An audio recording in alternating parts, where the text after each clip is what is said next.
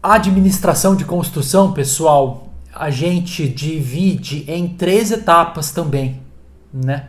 Ah, que são aquelas 3 etapas que a gente viu anteriormente: etapa de viabilidade, a etapa de projetos, que é a segunda etapa, e a etapa de construção, que é a terceira etapa. Dentro da etapa de viabilidade, a gente existe o primeiro item, é a demanda, estudo de demanda, pessoal, onde a gente identifica quais são os locais mais propícios para a gente fazer uma construção, né? Onde existe maior margem de lucro, né? Qual é o tipo de casa que a gente quer construir, né? Qual é o tipo de público que a gente quer atender, né? É no estudo de demanda. Até mesmo se a gente for construir uma casa para proprietários, né, pessoal?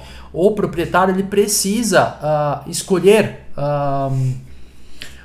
um bairro ideal para onde ele quer morar, né? Eu vejo muitas pessoas errando na escolha de condomínio, né? Porque muitos condomínios não possibilitam a gente construir alguns tipos de residências, né, pessoal? Muita gente compra terreno em condomínio que não possibilita a construção em steel frame, por exemplo. Construção de steel frame está crescendo muito no Brasil, né, pessoal? E muita gente pergunta, onde é que a gente pode construir em steel frame? Muitos condomínios não possibilitam a construção em steel frame. E eu já vi muitas pessoas querendo construir em steel frame e a pessoa já tem um terreno, né, em determinados condomínios, não pode construir naquele condomínio, né? Isto tudo a gente decide no estudo de demanda, onde a gente quer construir, né? Então, dentro do estudo de demanda existe a escolha do terreno. Depois que a gente decide, né, o bairro que a gente quer construir, onde é que existe maior valorização daquele imóvel, a gente parte para o estudo de viabilidade, que é propriamente dito, onde a gente vai colocar os custos da obra no papel, né, fazer todos os cálculos para ver quanto existe de valorização daquele imóvel, né? Para a gente ver propriamente dito se vale a pena construir naquele terreno, né? Para ver se é possível, né, vender uma casa pelo valor que a gente deseja, né? Então é no estudo de viabilidade que a gente faz esses cálculos. É no estudo de viabilidade também que a gente estima o custo da obra, né? E que a gente capta recursos da obra, né? Os recursos da obra. Então é no estudo de viabilidade, no estudo de demanda, que a gente decide se a gente vai reconstruir com os recursos próprios ou se a gente vai fazer um financiamento, né? Depois que a gente decide tudo isso aqui, a gente passa para a etapa de projetos, pessoal. Viram como é importante a gente decidir tudo isso antes da etapa de projetos? Antes da gente saber como é que vai ser o projeto propriamente dito, né? A gente precisa fazer um estudo de viabilidade para ver se o projeto é rentável ou não, para a gente saber quanto existe de valorização daquele projeto, né? Então é no estudo de viabilidade, no estudo de demanda que a gente decide como é que vai ser a etapa 2 aqui da nossa administração da obra, né? E na etapa 2 a gente começa a projetar propriamente dito, né? Com base no estudo de viabilidade e no estudo de demanda que a gente fez antes, né?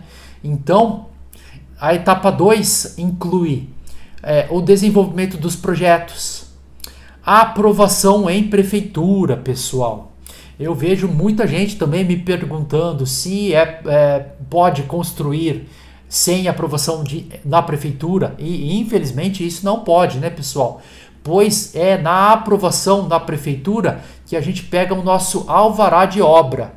O alvará de obra é importantíssimo, pois é a permissão da prefeitura para a gente construir, né, para a gente fazer a nossa obra.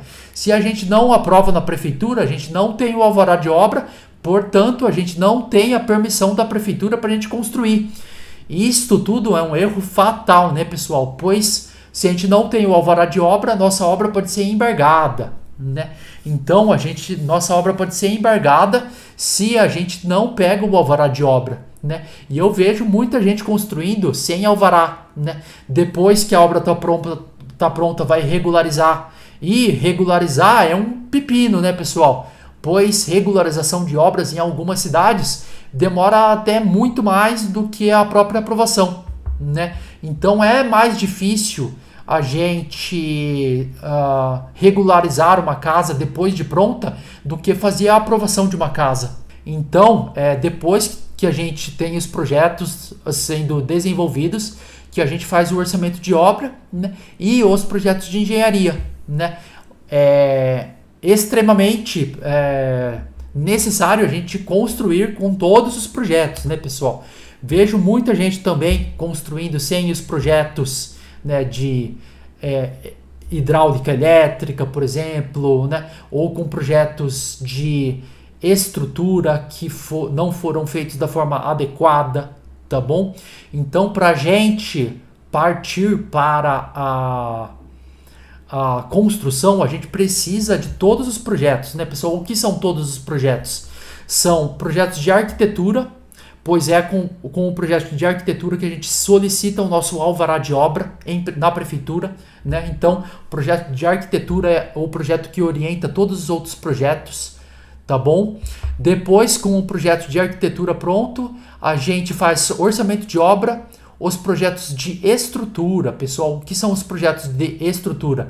Os projetos de estrutura, o engenheiro vai pegar aquele projeto, né, a planta do projeto de arquitetura e vai colocar todos os pilares, vai colocar a estrutura na obra, né? Então, dentro do projeto de estrutura, ele vai fazer todos os cálculos para saber quanto é que vai ter de concreto naquela obra, quanto é que vai ter de aço naquela obra, né? Então, ele vai fazer todos esses cálculos de quantitativo de aço e concreto dentro do projeto de estrutura.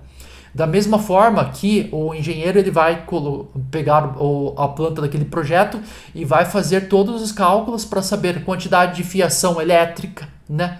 Então, disjuntores também, quanto é que aquela obra precisa de fiação e disjuntores.